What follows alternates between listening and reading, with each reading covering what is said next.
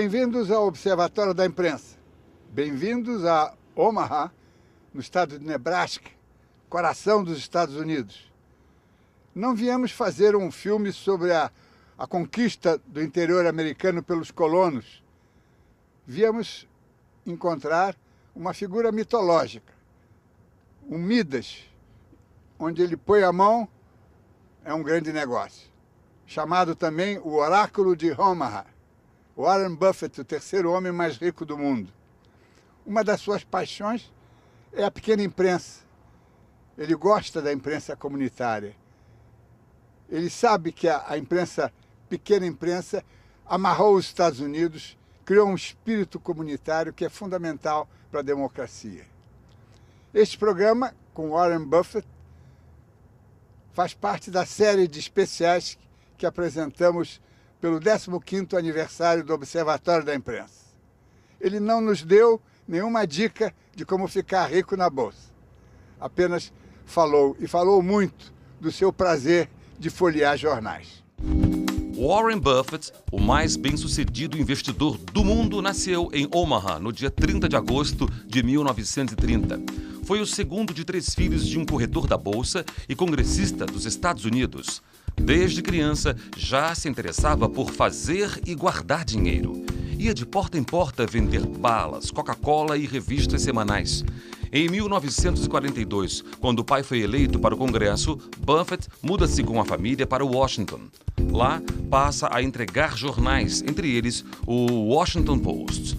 O interesse por investir na Bolsa de Valores surgiu aos 10 anos, quando comprou ações para ele e a irmã em viagem a Nova York. Durante o ensino médio, já tinha acumulado o suficiente para investir na empresa do pai. Na universidade, se encanta com as análises econômicas de Benjamin Graham e se forma em economia. Em 1952, casa-se com Susan Thompson, com quem teve 3 filhos. O casal passou a viver em casas separadas em 1977 e ficam assim até 2004, quando a mulher morre de câncer. Warren Buffett ficou transtornado com a morte da primeira esposa. 3 anos depois, ele se casa com a colega de empresa Astrid Menks. A fama não o fez mudar. É um homem de hábitos simples. Vive na mesma casa comprada em 1958 e até hoje é seu único imóvel. Apesar de ser um dos homens mais ricos do mundo, o seu salário anual é pequeno para o tamanho da fortuna, $100 mil por ano. Mesmo com todo o poder de compra que tem, não é adepto das novas tecnologias, não usa celular, não tem computador e dirige o próprio automóvel como qualquer um. Mr. Warren Buffett, before anything else, let me thank you for this privilege to having you at our 15th anniversary. That's terrific. Of the weekly program Observatory of the Press. Those media matter to the people? Well, all my life, I'm a particular enthusiast about newspapers, and I grew up on them, and I deliver them, I read them. Half of the money that I started with when I was 21 came from delivering newspapers. I delivered 500,000 newspapers, and good newspapers, the Washington Post. Absolutely, the Washington Post and the Washington Times-Herald. I had 4 paper routes actually, but you know, it's the means by which you become informed about your society, and the newspaper business has changed a lot in the United States, but it still tells me a lot about things that I want to know about. For a big newspaper, ought to be indispensable.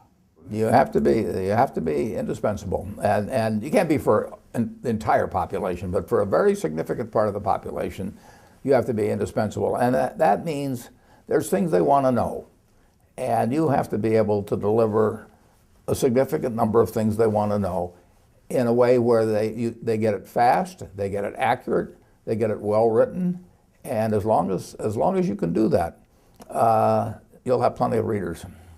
Yes, but it's more or less easy to be effective in a community newspaper because people are focused in their subjects. It's easy, but in a big newspaper, in such a world like ours, ought to be indispensable? I don't know how to do it if I'm in New York or Los Angeles. I mean, it's not a cohesive enough community. But in a town like Omaha, or many of we're in 28 or 29 cities now, and towns. Those places where we are have a real sense of community. They care about their high school football teams or wrestling teams or basketball teams. They care about what's going on with their city council. They care about a lot of issues that really aren't covered on national television, and they want to know about their neighbors, what they're doing, and newspapers can give them that information as long as the people really care about the community. Now, if they just look at themselves as being here today and gone someplace else tomorrow, they're not going to be a customer. But you see a kind of future for the big newspapers to be indispensable. I don't think I know the answer for the really big metropolitan areas. If you get to a Chicago or a Los Angeles, there's just too many different areas where people in one part of it are focused on this part of the city, the people over here are focused on another part, and you really can't talk to the whole city. I mean, there's not enough newsprint to do it. So I really like a community where there's a very significant percentage of the people that care about similar things. They may go to the same church that their parents went to, and their children will go to those parents. They'll get married there, and they'll die in that area. They'll know the people in the high school. The newspaper will be meaningful to them. We spoke about your political, how you deal with the politics, but your political opinions are very clear, very clear. While you voted for President Barack Obama, 10 out of 12 of your newspapers that endorsed one candidate supported Mr. Romney. Mitt Romney. Yeah. How do you manage to coordinate this? I don't coordinate it. I don't have a problem with that. Each of our publishers and editors of all those different papers, not all of them endorsed, but 12 endorsed, they make their own decisions. They reflect their own communities, and I'm not imposing any opinions from my office in Berkshire at all, and I won't. I've written about this because I won't be around forever, and somebody's going to succeed me, and I want them to follow the same policy, so that's why I write about it. I'm sort of boxing them in so that they will follow a similar policy, because the paper doesn't belong to them. It belongs to the company. And it really belongs, in a sense, to the community in which it exists. I mean, I can't tell the people we own a paper in Richmond, Virginia. I can't tell them about Richmond, Virginia. I mean, that's up to the people there to run the paper right. Mm-hmm. Do you think that a community-minded website could do the same job of a printed newspaper? Well, I think if we don't do the job, somebody else will do the job. But we're the natural people to do it, because we do have the tradition. So many reporters and so many editors, and they know their communities. So if we do the right job, our website will be far better than anybody else could have, and it wouldn't make sense for them to compete with us. Do you think that the non-profit model could help the survival of the local press? I mean, foundations and... Yeah, there's one major paper, St. Petersburg, in the United States, that's owned by a foundation, but I think it's not. I don't think nonprofit's a good model, because nonprofit usually turns into big losses eventually, and I think newspapers should be run as a business, a very special business. But I think that there's a discipline to earning a profit that causes people to be a lot sharper in thinking about things. And once you get into the nonprofit world, it becomes a little bit like government running something. The three richest men listed in Forbes magazine are Carlos Slim, the Mexican, Bill Gates, and yourself. All of you are somewhat involved with media or communications. Do you think it's a coincidence or a trend?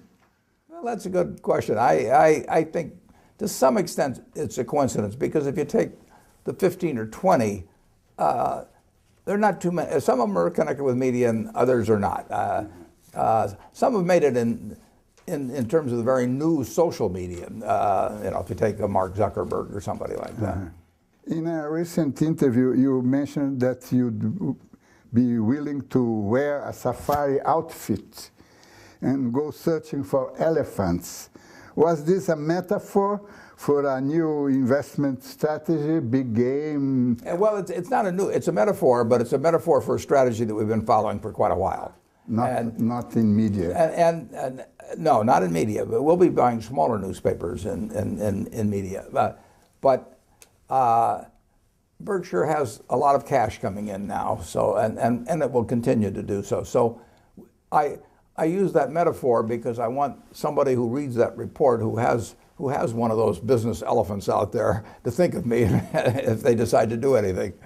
But do you think that the generation being raised on Facebook and Twitter could still be inclined to pursue a traditional journalistic career? There will be some. It won't be like it was 50 years ago, but there are, you know, the journalism schools are still turning people out. There are people that want to be reporters, that want to work with a newspaper, and if a son or daughter of mine had an interest in becoming a reporter for a newspaper, I'd encourage them.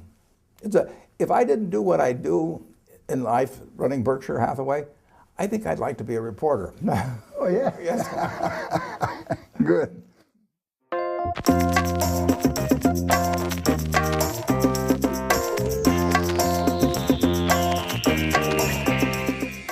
Lucas Mendes, estamos juntos nessa aventura aqui em Omaha, de entrevistar e ouvir o terceiro homem mais rico do mundo, que tem muita coisa a dizer, ao contrário, talvez, de outros bilionários, ele tem muita coisa a dizer, né? Qual foi a sua impressão desse? Então, muita coisa, fiquei com o vigor mental e físico.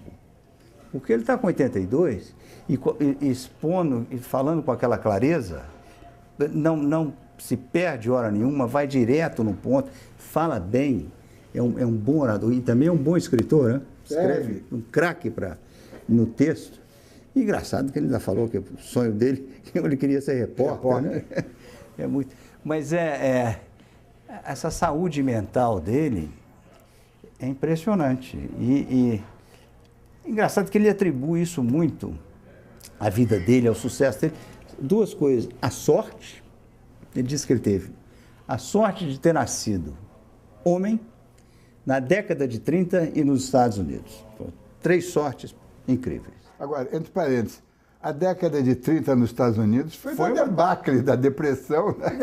Mas ele já ele era muito novo, né? Não, ele deve ser de 31. Então ele não sofreu, ele estava mas ele em 1945, quando ele já estava adolescente, já tinha saído daquela, já tinha saído daquela miséria. E era quando ele começou a entregar jornal, ele fazia aquelas, com 11 anos ele estava comprando ação, ele comprou 3 ações e entendia e sabia ler relatório de balanço de empresa. Uma memória prodigiosa. Para números, né? Para números e para coisa de investimento. Um dos gurus que ele cita é um professor da Colômbia, chamado Benjamin Graham, que escreveu Um Investidor Inteligente, da Intelligent Investor, que ele sabia o livro de cor do cara. E ele diz que a base foi aquilo. E o outro, que é uma história muito engraçada, foi um camarada chamado Dale Carnegie, que ele investiu $100... Como fazer amigos. E influenciar pessoas. Que muita gente achava que coisa mais jeca. Ele disse que foi os $100 mais bem investidos. Ele deu $100 para fazer o curso. E ele disse que aprendeu muita coisa. Era uma das coisas mais idiotas. Mas não era? O livro vendia no Brasil também horrores. Porque também saiu logo depois dos Estados Unidos.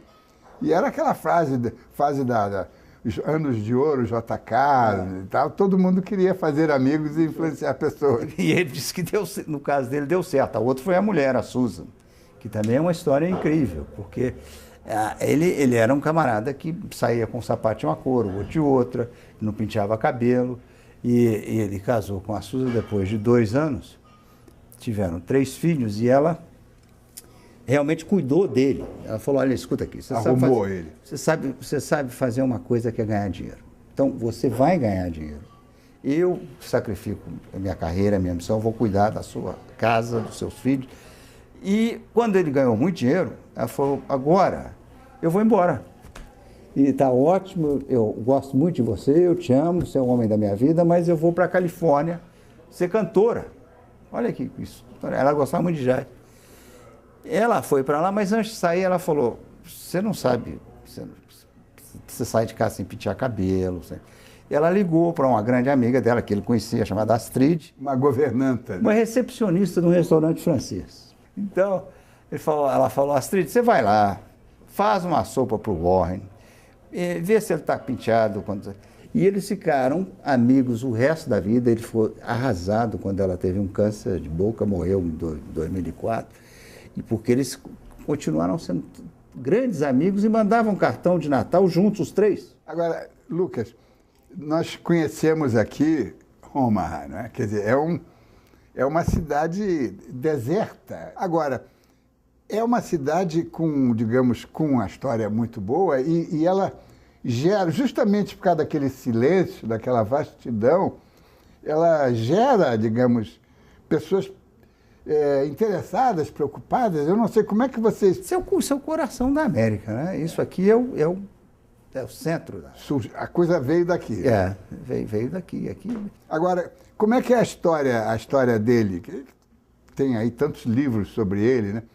Mas ele é um homem de Omaha, não é? Que teve a sorte de ter um pai que foi eleito deputado. 4 vezes. 4 vezes. Um republicano... Super conservador. Que ele próprio diz, muito republicano, que levou ele para Washington. Quer dizer, abriu, né? Abriu a cabeça e ele começou a entregar jornal Washington Post. Exatamente. E ganhou uma nota suficiente para pagar lá os seus estudos. Você viu quantos jornais? Eu não lembro quando ele falou, mas são milhares de jornais. Exatamente.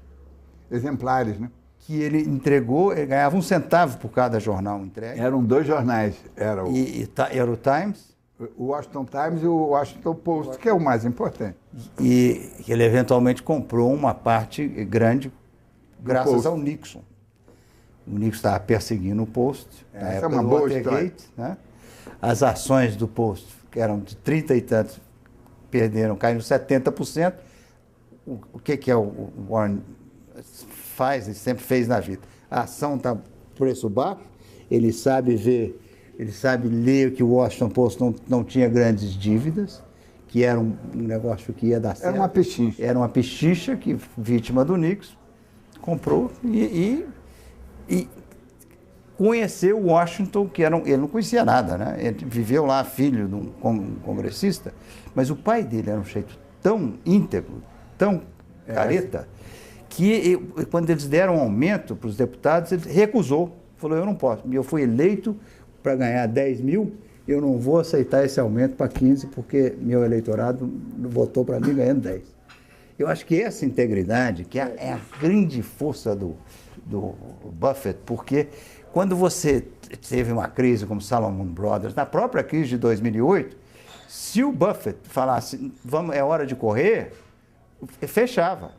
Ele não. Fechava o Wall Ele Street. até apoiou. Ele foi lá e bancou. No Goldman Sachs, né? Goldman Sachs. Goldman Sachs. Ele botou 15 bilhões. Nos 25 dias da crise, ele botou 15 bilhões de dólares. Uma coisinha. E comprando pedaço de banco, pedaço de financeira, de seguradora. Mas essa integridade dele, que nunca teve envolvido em escândalo, quando o braço direito dele andou fazendo uma Sokol, andou fazendo um trambique, comprando umas ações sem encontrar para ele. E não teve nenhuma. Ele era um cara respeitadíssimo. O Buffett adorava esse Sokol, porque só dava boas dicas. Não teve um minuto. Agora, essa integridade tem a ver também com os negócios, quer dizer, com a atitude empresarial dele, né? Uhum. Quer dizer, ele ganha uma nota de dividendos, não é? Das ações que possui, mas ele tem um salário na empresa, não é? Na Berkshire Hathaway. Ele tem um salário de $100 mil por ano. Bicharia. Que é um pouquinho mais do que o salário médio de um dentista, né? Só que ele, desses 100 dentista ganha mil, mais do que isso. desses 100 mil, ele devolve 50 para a empresa por conta de serviços pessoais que ele se beneficia. Provavelmente o escritório, não sei o quê, porque é tudo muito simples, é tudo... Então ele devolve 50 mil. O camarada mora na casa que ele comprou por $30 mil em 1958, está na mesma casa. Até uma descrição de um já falou, parece a casa de um dentista mais ou menos bem sucedido. Dentista rico mora em lugar melhor que a casa. É o mesmo lugar. E você viu aquele escritório dele, não tem nome na porta, não tem Berkshire Hathaway. Completamente despojado dessas coisas. Não, e se veste também muito discreto, não é? Com uma camisa branca, uma gravatinha de seda cor-de-rosa, chamando um pouquinho de atenção, e suspensórios que não aparecem, como eu estava de frente. A outra história que eu gosto muito é da conversão dele de republicano para democrata. Essa é uma grande...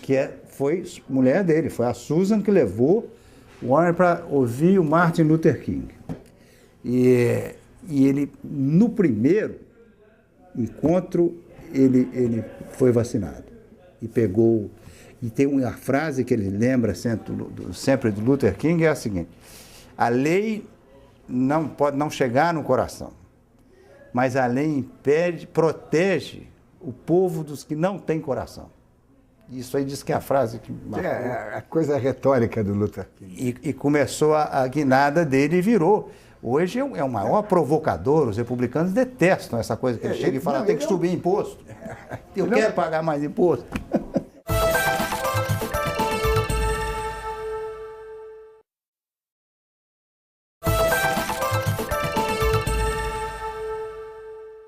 Nesse prédio de 14 andares, no centro de Omaha, sem nenhuma marca, sem nenhum sinal, sem nenhuma coisa muito visível, prédio construído há mais de 3 décadas. No segundo andar, na metade do segundo andar, funciona a holding Berkshire Hathaway, que é um império que controla 73 negócios de âmbito global, que movimentam 250 bilhões de dólares por ano. O americano Warren Buffett construiu um império com estreita ligação com a mídia, seja como investidor ou leitor. Ele se confessa um viciado em jornais e, na década de 70, começou a adquirir ações do Washington Post. Logo depois, comprou o jornal Buffalo Evening News e parte da rede de televisão ABC. É proprietário também do jornal Omaha World Herald, de Nebraska. Apesar do agudo faro para os negócios, não foi influenciado pela queda nos lucros dos jornais quando decidiu comprar a companhia que controla 63 periódicos de cidades do interior. Como grande incentivador da mídia regional, já declarou que vai adquirir mais jornais locais. Para ele, o interesse dos leitores está na comunidade. E enquanto o padrão de conteúdo na internet não é definido, Warren Buffett disse que segue investindo em diários. Segundo ele, ainda existem cerca de 1.400 jornais em papel nos Estados Unidos, que trazem notícias do interesse de milhares de pessoas. You are addicted to newspapers, or you see yourself as one of those romantic publishers portrayed in so many movies in the past. I don't see myself as portrayed in any movie. No, but as a publisher or super publisher. I don't believe in that because our newspapers are owned by the company I run, Berkshire Hathaway. But we have maybe 1 million shareholders. We're not sure of the exact number. And so the paper doesn't belong to me. The paper belongs to Berkshire Hathaway. And our shareholders have all different kinds of political opinions. So it's not up to me to deliver my political opinion into those newspapers. So they each are run independently. You are known to read 5 newspapers a day. Is it in print or? It's in print. I'm old-fashioned. Yeah, it's in print. For sure, one of those 5 is your newspaper here, the Omaha. That's correct. Old Herald, a very good newspaper. But the other 4. Well, the other 4 are the New York Times, the Wall Street Journal, the Financial Times, and USA Today. All of them in paper. Yeah, I read those all print. And they come to the office. A couple of them come to the home, but I read those 5 every day. It's a challenge. How many hours do you? Well, it is a challenge, but I enjoy it. I not only learn, but I'm having a good time reading a newspaper. I mean, I don't know what I'm going to find inside. I know I'm going to find certain things that I'm concerned about, but I also get some surprises. I mean, there's stories there that I wouldn't know about otherwise. But it does tell me the things that are essential to me about my community.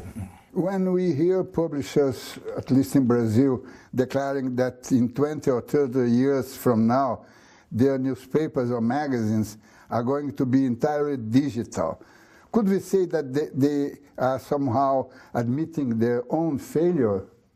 Well, it could be. I'm not that familiar with the papers in Brazil, but in the United States, I think our papers will be. They'll be in digital form, but they also will be in print form, and they complement each other. But we made a big mistake in this country, in my view, initially when digital came along, because we gave it away. And you know, if I'm going to drink a Coca-Cola, and in one place I can get it free, and another place I have to pay for it, I'm going to go where it's free. So you have to have a coordinated approach where people pay for the product. Your newspaper in Omaha was owned by the employees. By the employees, that's right. And not now, of course. Not now, but they were very happy to. That you bought. Yeah.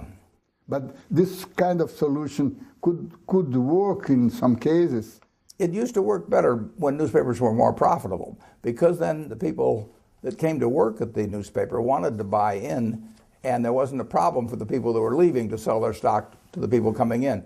But as newspapers became less profitable, when the reporters or the editors would get to be older and want to sell, the new people coming in didn't want to buy. And so that model, which worked well for 50 years or more, quit working. And incidentally, that's the reason we ended up buying the paper here in Omaha. Right. There's a big discussion now in Britain, but also here, about the regulation of the press, the inquiring, Levinson inquiring, and people are furious that this will put in danger the liberty of the expression. But here in the States, in 1934, President Roosevelt began another kind of regulation, the FCC, which to this day functioned as an arbiter of fair competition by blocking cross-ownership of different media in the same region. Do you agree with those rules of the FCC?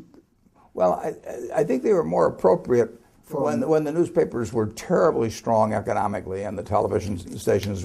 I don't think they're really needed as much now, and I think that's the general opinion in the United States, that they were very important 30, 40 years ago, when there was this really powerful media presence in many towns. But now there's way more cable outlets, and I mean there's all kinds of sources of information available. So I think it's less worrisome if somebody owns a radio station plus a newspaper. I don't think they're going to dominate the information flow in the community. But for instance, the Washington Post doesn't have a network of television or a station. No, they have a group of television stations, but they don't have them in Washington D.C. Yes. Now they had a television station at one time there, and they traded it for this cross ownership. This is the main danger, I guess. In Brazil, for instance, it's everything cross owned. Yeah, and you have big companies with everything. Yeah, it's not a big deal here anymore. There's so many ways of getting information, including the internet. Your personal story, as you've told many times, is linked with you have ink in your veins. Absolutely, it still flows. Yeah, this interview will be shown at our anniversary, and we intend to launch a kind of appeal campaign. Saying, do what Mr. Buffett does, buy a newspaper. Do you think that it will succeed? Well, I do.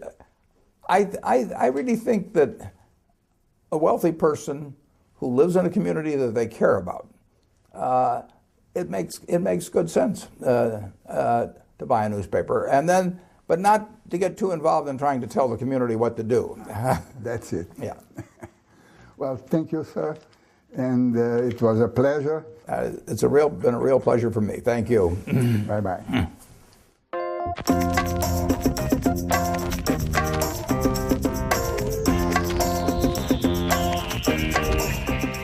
Eu acho que ele tem toda uma atitude muito simples, mas ao mesmo tempo muito sofisticada do ponto de vista político, né? O negócio de apoiar os pequenos jornais, a base da democracia americana é a pequena imprensa, que ela desconcentra o poder. A pequena imprensa fiscaliza o prefeito, impede que se crie um caudilho local, um coronel, não é? Então ele tem toda a coisa progressista, mas rústica dos Estados Unidos, me parece. Né? E essa ideia dele, ele surpreende o tempo todo. Há 3 anos ele fala, nunca vou comprar uma ação de uma empresa de tecnologia, computação, isso. Aí põe lá, vai lá e compra IBM. Tem 10 mil. Nunca vou comprar um jornal, porque todo mundo oferecia jornal. Essa é uma espécie em extinção. Isso é moribundo, essa indústria está... Deu a volta. De repente, ele vai e compra 63 jornais. E mais 3% de uma rede em Iowa. E revela, começa a contar essas histórias dele, que ele tem conexões com o jornal, desde o primeiro, que era um jornal de Omaha, que era The Sun, que ganhou um prêmio Pulitzer, e era sobre uma coisa de caridade, um orfanato chamado Town Boys, que tinha $200 milhões, um orçamento absurdo, e cada vez menos caridoso e mais caridoso com a direção e com os... Sim, estavam gastando. Ele mandou fazer ir lá em Washington, pegou um repórter, você vai em Washington, e ver os estatutos e a fórmula deles. E detonou Town Boys. Agora, depois ele foi comprar aquele jornal lá em Buffalo. No estado de Nova York. Estado de Nova York. Que não é tão longe quanto o Nebraska, nem Omaha. Não. Né? Mas é um jornal. Em 77, Buffalo já estava sofrendo a queda, uma recessãozinha. A indústria estava em crise, né? A indústria americana, ninguém estava comprando da China, comprando de outros lugares, e a indústria americana perdendo competitividade. E ele foi lá e cavou esse jornal, que muita gente acha que vai ser um indicador. Como vai o Buffalo News, é o que ele mais ou menos vai tratar dos outros jornais. Mas a realidade é que você viu na entrevista, ele fala, não faço nenhuma interferência no jornal. Cada editor, tem o dinheiro deles, um orçamento. Ele administra. E administra. Eu não vou falar para um editor lá na Virgínia o que ele tem que fazer com... Eu não entendo da Virgínia. Não sei nada da Virgínia. Então, essa experiência dele com o pequeno jornal é revolucionária. É muito, é muito. E a crença dele de que esse espírito comunitário tem que chegar de alguma forma à grande imprensa das grandes cidades.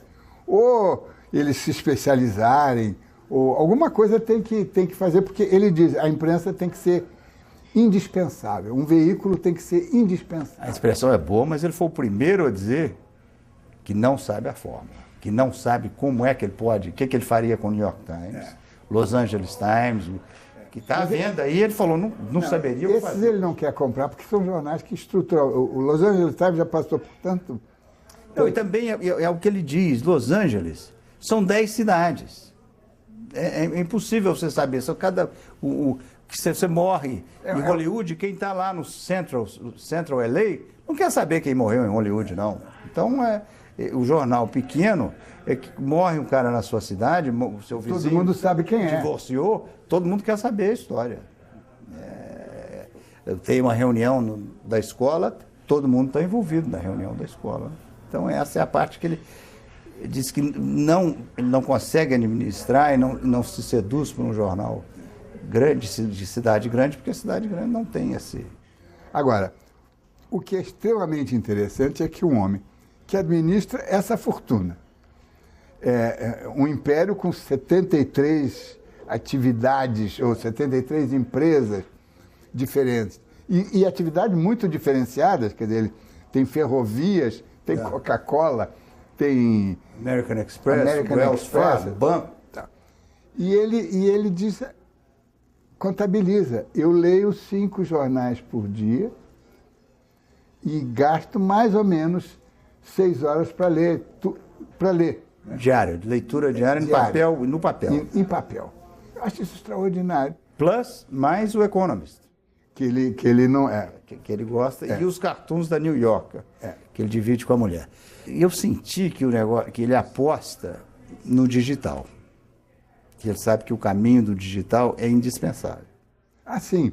Mas ele criou uma fórmula, e isso é muito inteligente, que ele diz o seguinte: um jornal gasta uma fortuna para ter repórteres, redatores, colunistas, não sei o quê.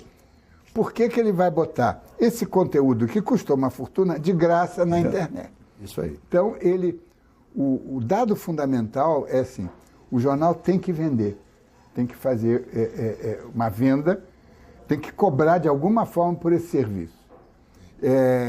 Então, aumentando o preço do jornal, porque aí o sujeito faz uma assinatura e recebe um material digital e o jornal continua recebendo. Isso ele põe como fundamental. E diz que foi o grande erro dos jornais. Que eles fizeram digital e deram de graça. Então ele falou, se tem um de graça e se eu tenho que pagar pelo outro, eu vou ficar com o de graça. E é isso que está dando possibilidade ao New York Times fazer a virada. Eles estão cobrando.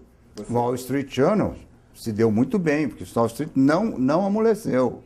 Começou cobrando caro, não dava desconto. É uma assinatura online cara. E eu tinha a impressão que o Wall Street chegou a mais de 700 mil assinantes online, que é um número alto. E o New York Times também estava indo bem. E agora é gozado que você citou o Wall Street Journal, que é do Murdoch, que é o oposto dele, não é? Quer dizer, é um barão da mídia, mas com as piores características de um barão da mídia. Ele não chega a ser um barão da mídia, é um barão das finanças, né? Mas com uma visão muito mais humana, né? Muito mais democrática e progressista também, não é? Quer dizer, ele está envolvido pelas causas, não é? As causas do país. Essa conversão dele, você pode ter certeza, é uma das coisas que mais incomodaram o Partido Republicano. Porque ele é uma figura tão importante. É um bilionário que fala, não, tem que haver uma rede social, a gente não pode enriquecer, vamos nos locupletar e deixar o país entregue, os pobres entregue. Então, a própria sorte. O Murdoch tem uma virtude, ele ainda não conseguiu comprometer o Wall Street Journal. Na parte editorial, sim, mas o editorial do Wall Street, a editorial do Wall Street sempre foi super conservador. Mas a parte de reportagem, o jornal continua bom, e na parte de metropolitana, na parte de fim de semana, o jornal dele de fim de semana é um jornal muito bom. Agora, tem um dado que chama a atenção, não é? Uma pergunta que eu fiz a ele, se a salvação da pequena e média imprensa poderia ser empresas não lucrativas, não é? Entidades não lucrativas, fundações e tal. Que o The Guardian, por exemplo, é uma fundação não lucrativa. E perde 50 milhões por ano, se não me engano. Era 50 milhões. E ele diz, não, tem que ter um dono, tem que ter a finalidade do lucro para premiar a qualidade. Agora, premiar a qualidade sem abrir mão de outros princípios. Não é? Que ele diz, a empresa jornalística não é do dono, é daqueles que compram o jornal. Que, por sinal, o jornal que ele comprou era, quando o magnata morreu na década de 90, ele queria que o jornal ficasse, o Omaha, ficasse nas mãos de locais. Então ele pegou o jornal e vendeu a preço de banana para os empregados. E os empregados ficaram super agradecidos quando Warren Buffett foi lá e comprou o jornal deles. E voltou a ser propriedade... E com fins lucrativos. Mas o jornal, ele já teve uma circulação bem maior. Ele circulava em 6 estados. E como aconteceu também com o Buffalo News, que dava um faturamento de 55 milhões de dólares por ano. Tinha uma penetração regional, né? Enorme. Que os jornais dele tem. O Omaha tem essa penetração, é 70%, que eles chamam, porque a penetração é onde os assinantes são daquele lugar, da sua terra. Então, o Buffalo News é o jornal de segunda maior penetração no país. E esse Omaha já foi o de maior penetração, agora ele está entre os 10 primeiros. Mas ele também mudou a circulação, mudou o número de tiragem.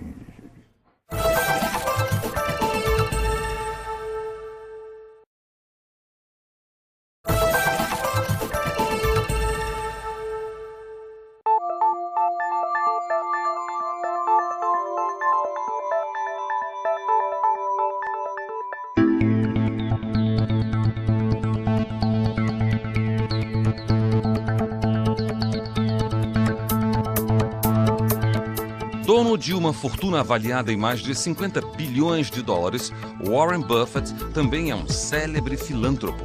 Em 2006, ele anunciou que 85% da holding Berkshire Hathaway de sua propriedade irá para 5 fundações diferentes. Porém, a maior parte vai para a Fundação Bill e Melinda Gates, do casal amigo do empresário. A Fundação Gates vai abocanhar aproximadamente 30 bilhões de dólares, transformando o milionário num dos maiores filântropos da história.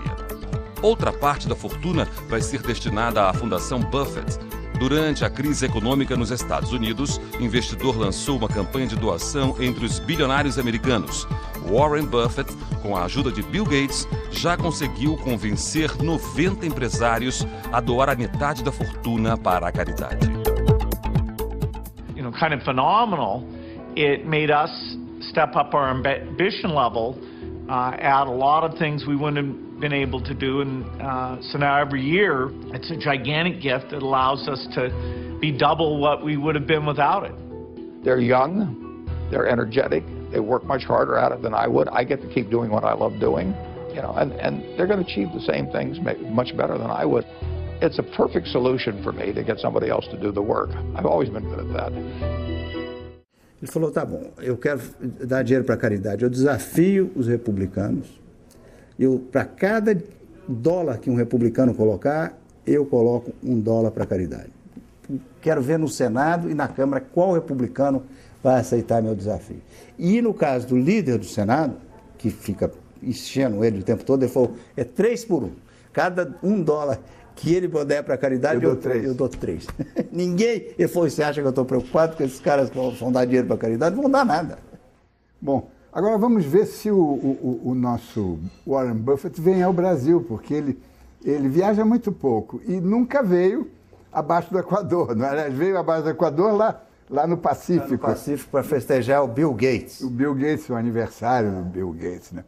E ele, embora tenha sócios brasileiros, ele tenha muito interesse, muita amizade com esses sócios brasileiros, que é a 3G, do Jorge Paulo Lema, ele não foi até hoje ao Brasil, né? Não foi, mas ele disse, olha, ele está atrás de uma grande, ele quer comprar coisa grande, ele vai vestir um safari, né, um uniforme safari dele, CAC, e ele e o sócio estão à caça de elefantes. Não querem uma grande empresa brasileira, pode interessar. E evidentemente não será jornalística, porque a lei brasileira não permite que mais de 30% seja. Então será uma empresa de qualquer outro ramo. Você sabe que eu acho que não sai para tirar o Buffett de Omaha e levar para Nova York já é uma complicação. Sabe, a primeira vez que ele foi à China, sabe o que ele levou? McDonald's. Uma mala de McDonald's. Para comer? Para comer. Ele não gosta de comida chinesa, ele gosta de hambúrguer. Pois é. Você vê que esse camarada, com 82 anos, toma 1 litro, quase 2 litros de de soda, Coca-Cola de sabor cereja por dia. São 10 latas daquelas, 120 colheres de açúcar. O médico fala, mais de 6 mata. Ele não está nem obeso, está com aquela saúde dele, não faz nenhum tipo de ginástica. A única verdura que ele come é batata frita.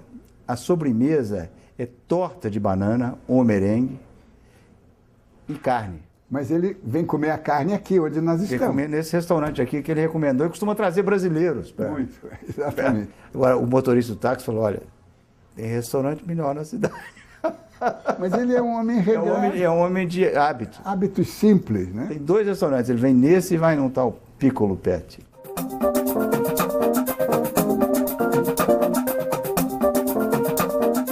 If you're in trouble, Warren Buffett can save you.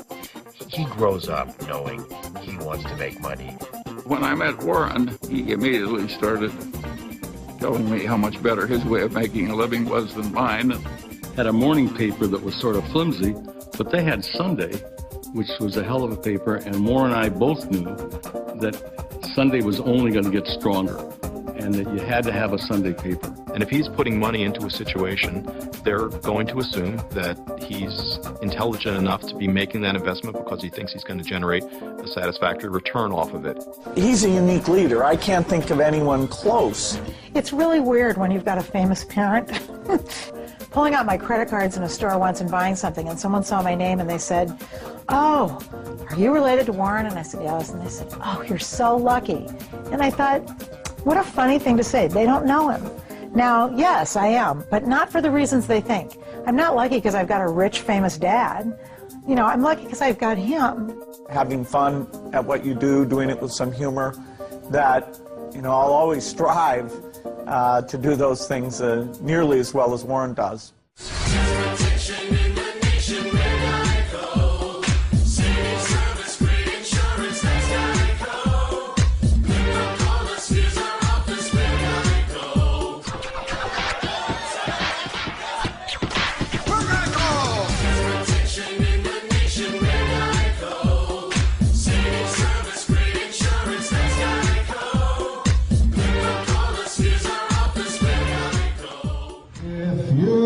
Susie, like I know Susie. Nesses 15 anos do Observatório da Imprensa, uma das nossas protagonistas foi a pequena imprensa, aquela que poderá ser a grande pequena imprensa. E aqui em Omaha, onde entrevistamos o homem que aposta na pequena imprensa, Warren Buffett, o terceiro homem mais rico do mundo, estamos diante do jornal que ele acabou de comprar, mas que é um jornal antigo, de 1885, que vende 180 mil exemplares por dia e 200 mil aos domingos. Já foi um jornal pequeno, um jornal que já quebrou, um jornal que depois foi comprado pelos empregados, mas é um jornal que está vivo. Esse é o exemplo que queremos levar para o Brasil, de uma imprensa preenchendo os vazios deixados pela grande imprensa. E cada vez deixará mais vazios. E cada vez haverá mais oportunidade para os pequenos jornais. Acompanhando o Observatório da Imprensa, pela TV, pela internet, pelo rádio, você nunca mais lerá jornais como antes. Uma boa noite. You've got to give a little, take a little. And let your poor heart break a little. That's the story of love. You gotta laugh a little, cry a little, and let the crowd roll by a little. That's the story of, that's the glory of love.